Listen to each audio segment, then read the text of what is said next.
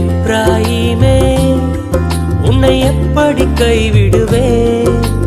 இஸ்ரவேலே உன்னை எப்படி ஒப்பு கொடுப்பேன்? எப்ராயிமே உன்னை எப்படி கைவிடுவேன்? இஸ்ரவேலே உன்னை எப்படி ஒப்பு கொடுப்பேன்? எப்ராயிமே உன்னை எப்படி கைவிடுவேன்? இஸ்ரவேலே உன்னை எப்படி ஒப்பு கொடுப்பேன்? எப்ராயிமே உன்னை எப்படி கைவிடுவேன்? இஸ்ரவேலே உன்னை எப்படி ஒப்பு கொடுப்பேன்?